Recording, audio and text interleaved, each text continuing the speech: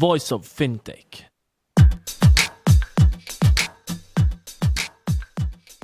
Hello and welcome to Voice of FinTech Africa series. I'm Rudy Fala, the founder of Voice of FinTech podcast. In this series, you will hear inspirational stories of entrepreneurs, investors, incumbents, and ecosystem hub leaders from Africa. And this episode is hosted by Stacey.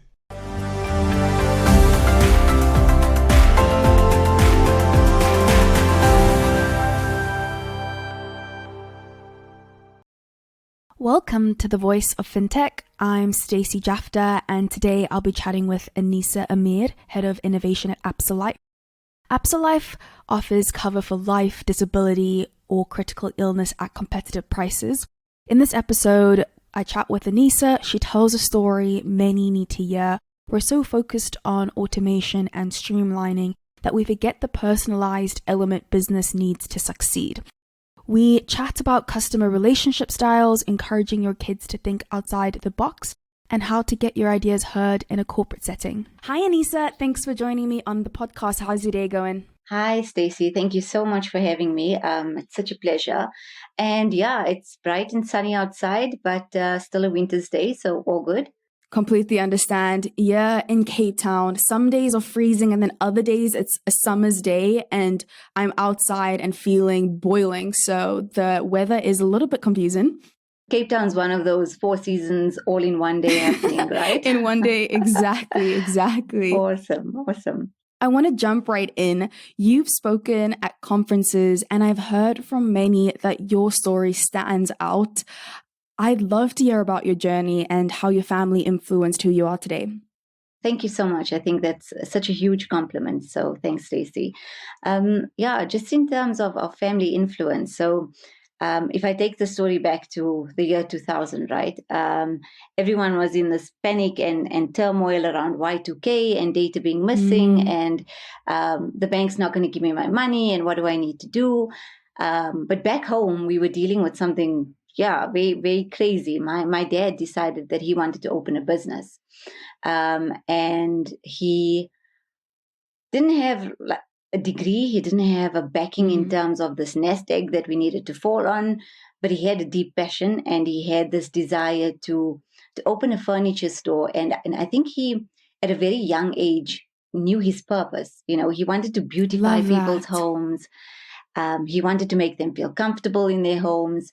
I guess, just seeing him, we didn't see him often, but seeing how he strived to make this business a success was just something for me that will always stand out. And I mean, obviously watching my mom, steer the ship and keep the lights on and doing whatever it takes to make us feel secure from a financial perspective, whether it was holding down 2 jobs, whether it was learning a new skill. She was just amazing in terms of constantly reinventing herself to make ends meet for us.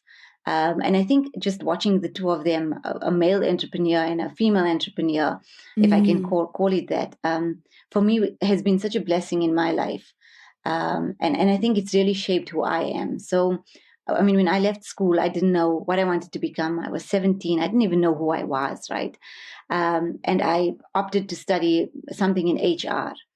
And it just didn't feel like the right thing. And I've studied, I think from the time I've left school up until now, I'm still studying. Oh, wow. And it's kind of been that point around, it just doesn't feel right. There's something else. And what is that something else, right? So I've done HR, I've done process engineering, I've done project management. I then did a BCom in industrial psychology because I looped back to there's something more about the human that I need to understand. And then I got involved in innovation. And I think that's for me where I found my fit. So if I think like innovation is very much, it's all about the experimentation of stuff and is something going to work? And in my mind, I see it as being an entrepreneur, although it's in a safe space, like ABSA Bank. It's about trying and testing new stuff. And if it doesn't fail, trying something new, which I think a lot of entrepreneurs face in their day-to-day. I mean, that's their life. That's how they live, right? It's about trying new things. If it doesn't work, picking yourself up, trying again, and having that perseverance and actual grit to see things through. A lot of where I come from has shaped who I am today. So yeah, I mean, my dad in his business had, he wasn't tech savvy. Like I mentioned, he didn't have degrees. He didn't have, he couldn't, if I had to say, put a business case together, he would probably have stared at me blankly and wondered what I'm talking about. But he had this deep-seated passion just to understand his customers. And I think he dealt with a very low LSM base, right? And their houses are very different to what we know normally as a normal housing structure. So they've got low rise ceilings. And my dad spent many of his days driving through to these different townships, having a look at the houses, seeing what type of furniture would best fit their homes. And I think in doing that, he actually built such sincere and authentic relationships with the people of these different areas that they relied on him not just on advice for furniture or for products, but more like from a life perspective. He actually became their friends. If I look back on his journey. Did he always have a passion for people? I think he did. Hey, I think he was that type of person. I mean, if you ever came to our home, you couldn't leave without having a meal. You couldn't leave without, I mean, when he was at home, we all needed to sit together. We all needed to be together. He was a very warm person, and I think it was not just in how he was at home, but he took his authentic self to his business. And I think that pulls through in what he was trying to do as well. So if I think back on his relationships, it was never about the next sale. It was never about the profit he was going to make. It was always about, is the product I'm giving you fit for what you need? And I mean, the stuff, the furniture that he sold was customized to what the actual customer needed, Oh, wow. So I think he found such joy and such a reward in making people feel comfortable in their homes. It didn't matter that you lived in a room, in a one-bedroom apartment. The fact that you were comfortable and you had something that you could wake up to and it looked beautiful in your home, for him, inspired him to want to do this more and more for more people. What were your biggest takeaways from your father's customer relationship style? Wow. So, I grew up thinking it's all about digital technologies, and him and I would always have these conversations about, why don't you put your company on Facebook? Why don't you go in, create a website, do something online? And for him, it was, my customer needs are very different from what you're talking about. They come into the shop and it's more like a social visit, and they end up seeing something that they like. And if they don't see something that they like, we have an amazing conversation and life goes on, So I think his relationships were so real and meaningful and authentic. He knew every customer by name, and they knew him by name. So they would walk in and ask for him, I mean, I would be there to help on a Saturday and they didn't want to speak to me. They didn't know who I was. They looked for him, he was their go-to person. And I think if there's one thing that I can take away from him, and I think I find it purposeful in my job, is about, how do you understand your reason for being in the business that you're in? And in the life insurance space, for me, it's about giving our customers comfort that we are there for them and we will be there for them in tough times, right? And I think growing up with that mindset of, you need to know why it is that you're doing what you're doing. Yeah. It's been so ingrained in me watching him do that I think if I ever find myself in a job where that purpose isn't aligned, I'll know it very quickly, just because of watching him and watching my mom do what they did. It's been very grounding for me to look back and reflect on those life lessons, and realize that I am where I'm supposed to be. There are so many successful businesses that talk about personalizing customer experiences. I know, for example, Airbnb in their startup phase was going to each house, personalizing their encounter. They would go and meet every single new guest. And they talk so much about, once you start scaling, you obviously have to adapt and change that method. But the importance, especially in the beginning stages, to get to know your customers. That's how you learn what they like, what they don't like, how you can change your business. I think that's so important. I think, if I go back to like a time where he grew with families. So like as someone was getting married, he knew, the daughter of the house is getting married. How can I help you? How can I jump in? What does she need? He would go out and source stuff. And I would think, like, how do you even know this? But it was all through the communications and the meetings that he would have with them, and that real human connection that I think, as much as we talk about big data and we talk about, 4IR is here, but I think it will never replace that human connectedness of really, really understanding your customer.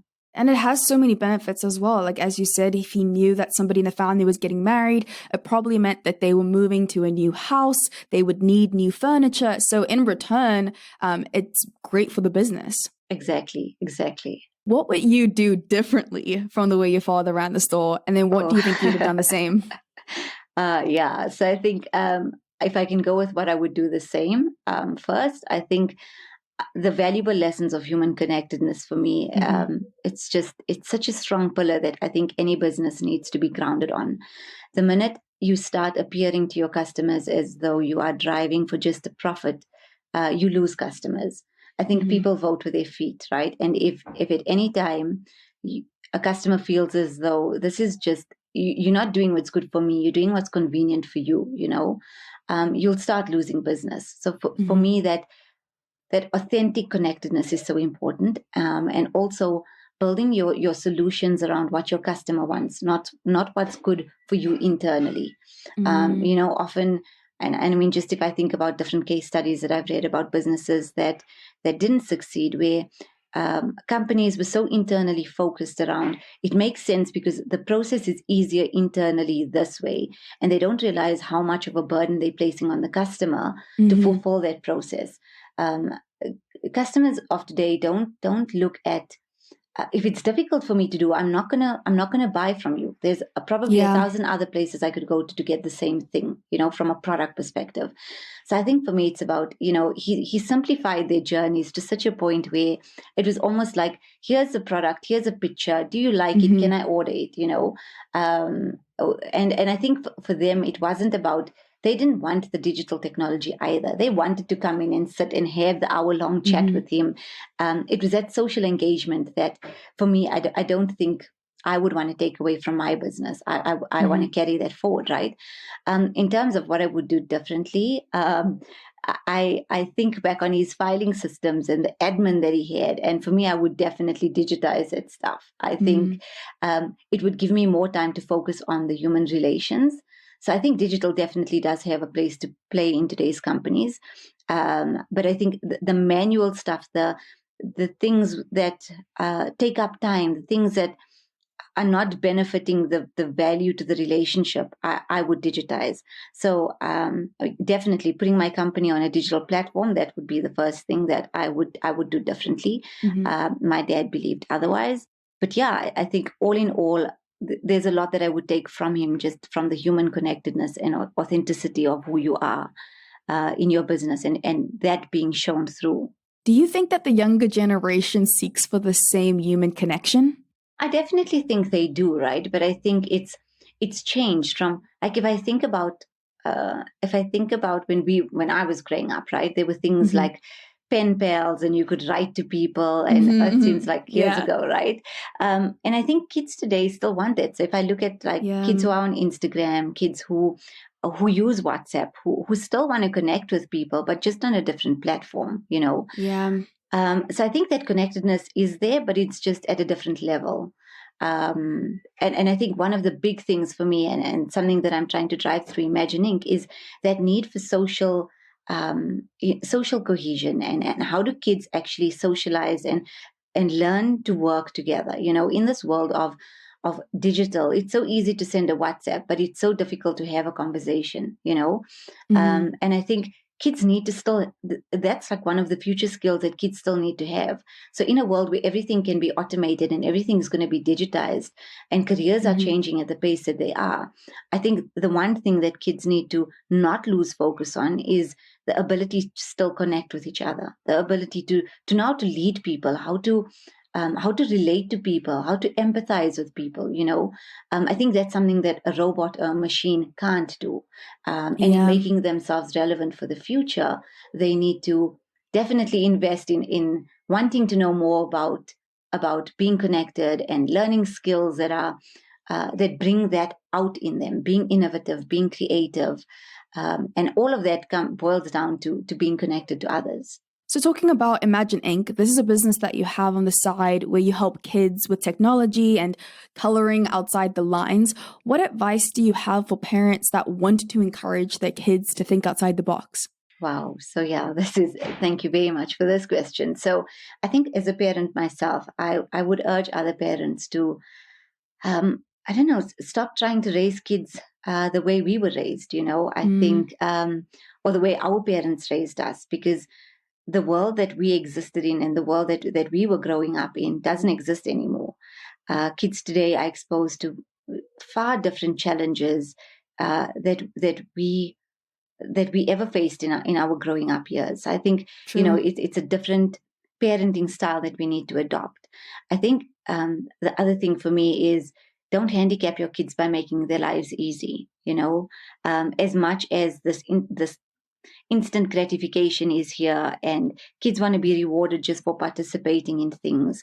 I think the real world out there requires us to be so much more resilient, and when you enter into the working world, and this is something that I've noticed, it's almost like, I've got my degree and I'm done now, I've arrived. And I don't think you ever arrived, right? I think there's always this space to learn more, and there's always a space to become more and be better, And I think by making their lives easy, we almost make it seem as though, once you've done this, it's good enough. And I think that perseverance to always want to be better gets taken away, in my opinion. And I think the last thing for me, just if I link it back to Imagine Inc., is allow them to be curious and to ask questions. I think our current education system doesn't allow that of them. It's a syllabus, and we need, as teachers, we need to go through this. And there's no space to be creative and innovative and problem solve. And I think as parents, we need to give them that space. And that's why Imagine Inc. was created. I love that. I love that story. Do you want to give a quick elevator pitch on Imagine Inc.? Cool. So the startup was born last year. And I think for me, it was around the gap that I saw in the current schooling system, where kids are told, don't ask questions. We've got something we need to finish. There's limited time. I need to get through a syllabus and move on. And I think kids grow up with this mindset of, okay, I need to just be quiet, learn what the teacher told me to learn, and I'll be fine. And they come into a working world or into a space like innovation, right? And we say, think outside the box, guys, be problem solvers. And they're almost so overwhelmed by that, because in their whole learning, or if I can call it learning career, they've been told not to ask questions, not to be curious, And for me, Imagine Inc. was, how do we ready kids? I don't think they can ever be future-proofed, but how do we ready them for what's out there, So equipping them with the skills to be creative.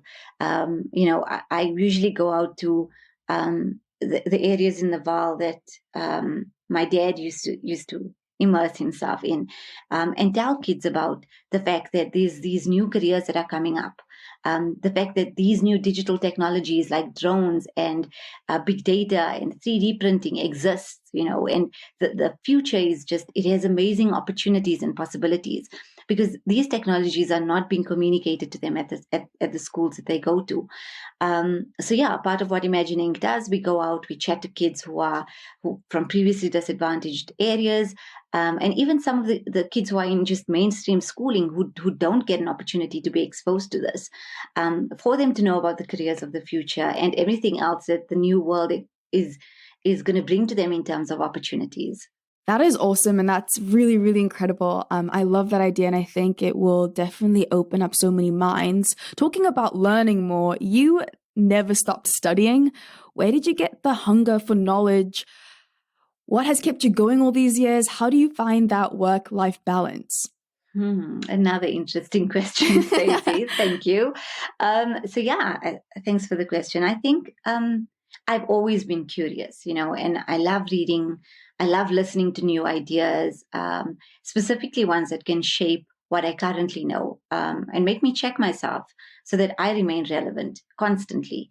I think that if I have to think about, what's kept me going, I've always had an amazing support system, and I've been surrounded by really strong women like my mom. Where giving up is not an option.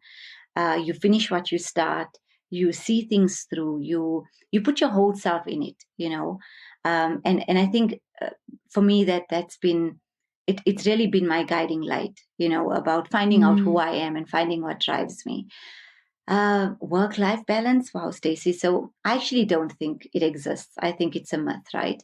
And I've learned this very late in my life, and some would disagree with me on this, but I've gotten to a point where you almost need to choose your priorities, right? And be very clear on what's important to you. I was always a people pleaser. So any event I was invited to, I needed to attend.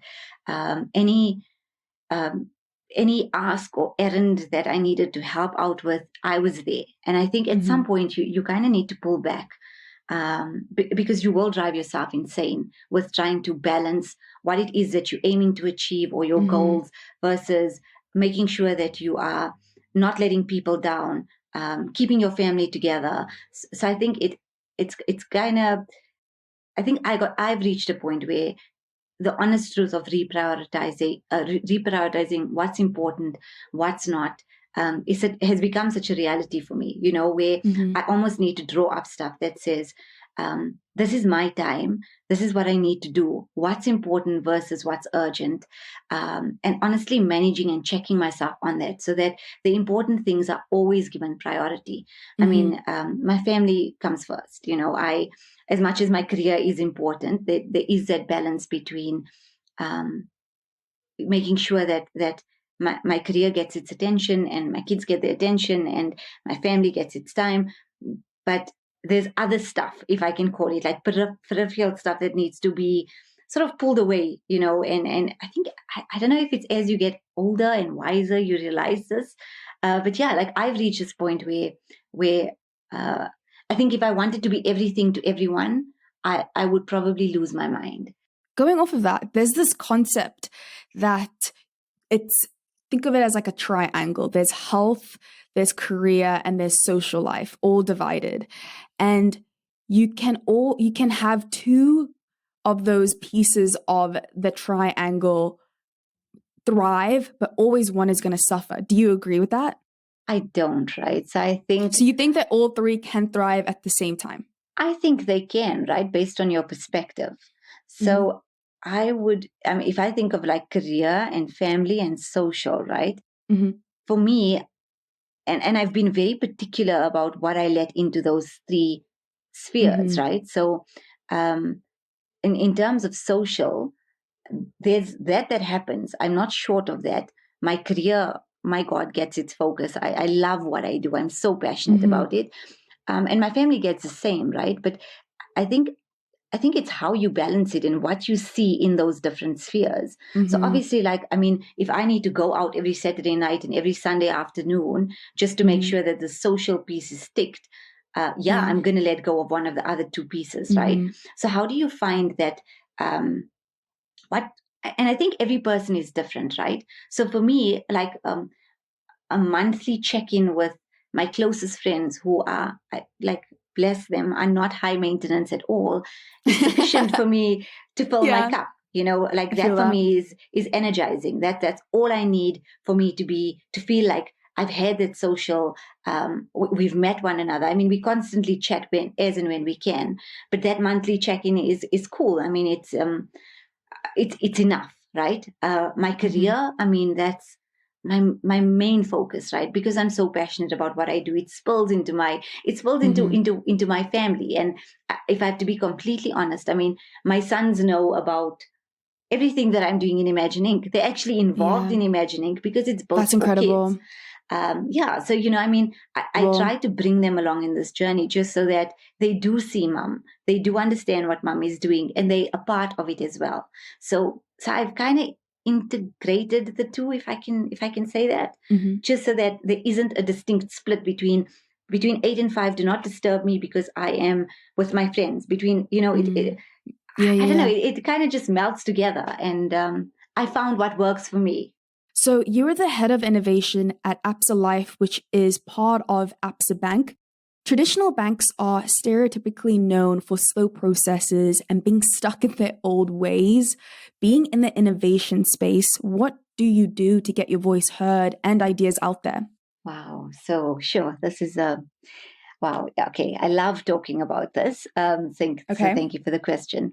I think one of the biggest blessings that I've got, Stacey, is I am supported by senior leaders who see the value in new thinking, and especially new thinking to come up with or to solve old problems.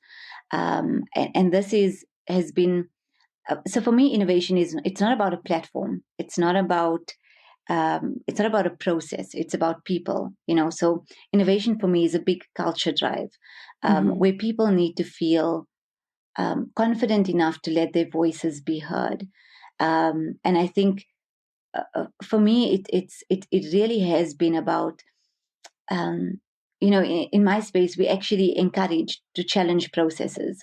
Where our managing executive would say, but if that doesn't work in an experimentation framework, how do we fit it, to make sure that we want to test, we want to experiment, we want to do a lot of things. How do we be open-minded enough to create that agility and that flexibility, right? Yeah. And I also think that, previously we always would compare ourselves against other banks or against other insurers. And I think the reality that we're facing is it's not them who are our competitors right now. It's also these new fintechs and startups, right? And I think it's finding a balance between how do we co-create solutions with them. So we're good at banking, or we're good at insurance, or we're good at, any big corporate is good at whatever it does, right? But how do you allow these fintechs and startups to start working together with you to co-create solutions that make sense to the customer? And again, it comes back to this purpose point around, we don't just innovate for the sake of innovating. You innovate to make the customer's life better. And I think when you have a shared purpose, so if I think about ABSA Life, there's a shared purpose around what it is why we come to work every day, which makes innovation so much easier. I think it's also about building a tribe. So it's not about your role. It's not about your designation or your grade or your level or whatever you may call it, right? It's about like-minded people who want to take the company forward. And for me, that's always how I've seen innovation being commercialized or being pulled through. It's by people who want to solve problems, people who want to make things happen. And yeah, it's quite amazing when you see that magic happen and you pull these people together in a room, right? So common purpose, a tribe, senior leaders who support you. I think that for me is important, right? And while getting ideas out there is, like I mentioned, there's a cultural piece, right? It's not only just about getting ideas out there, because ideas are a dime a dozen, but it's also about making those ideas happen. And for me, we've launched a lot of internal hackathons, external hackathons, and I think there's so many ideas, right? But for me, I think the real reward is seeing that idea reach the end customer. That for me is like, okay, we've made it. It's happened. Going off of that, let's say I'm a young professional in a corporate setting where I feel that my voice isn't being heard, or that I'm just struggling to even get my ideas heard. Do you have any advice for somebody like that? Wow. So I would say just keep on persevering. And one thing that has, so this is something that I say to all the innovators who enter our competitions, right? You may have a brilliant idea, but if it's not backed up by data, it kind of loses its own voice, if I can call it that, right? So if you've done customer research and you've got a really good idea and you can back it up with data that says, I've tested this idea out with 5 people or 10 people, and this is the impact it's going to have, you kind of, I'm going to say, not taken seriously, but it kind of adds some sort of gravity to what you're saying, because you've got data to back it up. So just having a good idea is great. I mean, that's your starting point, right? But how do you actually, and I mean, in our innovation competitions that we run, we say to the guys, it's not just about having an idea. You need to be able to tell me how you're going to put that idea into articulate motion. It, yeah. And that's when you see the real sparks of creativity being ignited and people thinking differently and not just what their role requires, because you kind of saying to them, I'm going to call it an entrepreneur, right? And think about if this is your company or your idea is your startup, how would you see it through from start to end? And it creates such an energy in the team, Stacey. So I think for me, I would say it's great to have ideas, but how do you back it up? You need to believe in that idea so much that you're willing to give up everything for it, for other people to believe in it. I love that. Thank you. That was great advice. Thanks, Aneesa, so much. I appreciate you being on the podcast. Where can listeners find you and reach you and connect with you? Cool. So thank you very much for having me again, Stacey. This is such a privilege. So you can follow me on LinkedIn, Aneesa Ameer. Or you can follow our Instagram page, Imagine Inc. ZA. And yeah, I think just good luck to everyone out there. I know lockdown and what's going on in the current environment is challenging. But yeah, good luck. And thank you to everyone who's listened to this podcast.